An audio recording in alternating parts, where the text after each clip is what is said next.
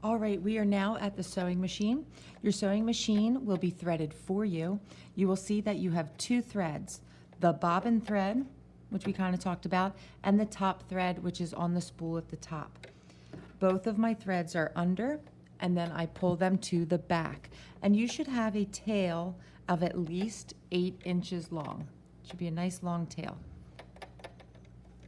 And you're going to put that to the back of your machine.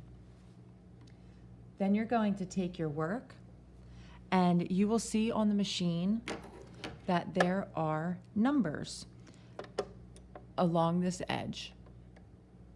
And there's measurements here, 4/8, 5/8, 6/8. We are going to be doing 1/4. In the sewing industry, they use eighths. I don't know why.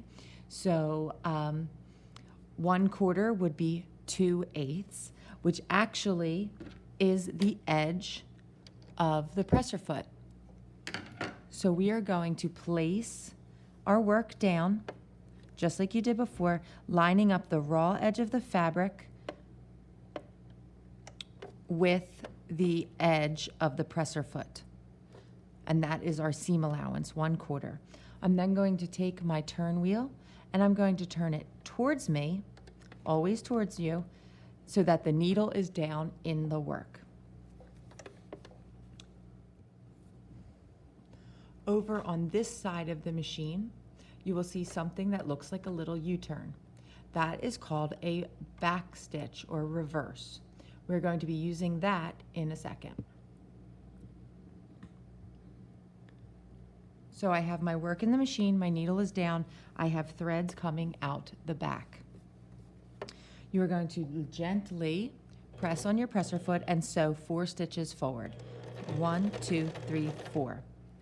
You're then going to hold down your reverse button and go back 4 stitches. 1, 2, 3, 4. And what this does is it knots your thread so that it doesn't pull out easily. And I'm going to put my needle back in my work and remove that first pin. You should never really sew over pins. And then I'm going to sew forward again, along keeping the edge of my fabric on the edge of the presser foot and going nice and slow, guiding the material. As I get to a pin, I take it out. Nice and easy. Get to a pin, I take it out. And as you do this curve, you're going to go nice and slow. Take your time. Get to a pin, take it out. And then when you get to the end of your work, you're going to hit that reverse button again and push reverse. Go back 4 stitches, let go, go forward 4 stitches.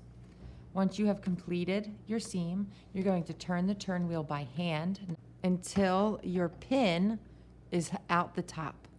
The pin needs to be popping up and saying, hello, how are you, for your threads to be unlocked. So you want to make sure you turn the turn wheel until that little pin is out of the sewing machine.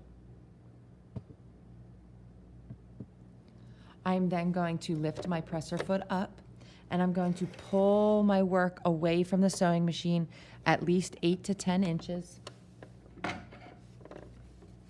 So I have a nice long thread here. And I'm going to clip my work, and then I have my tail, which is going to go back behind my machine.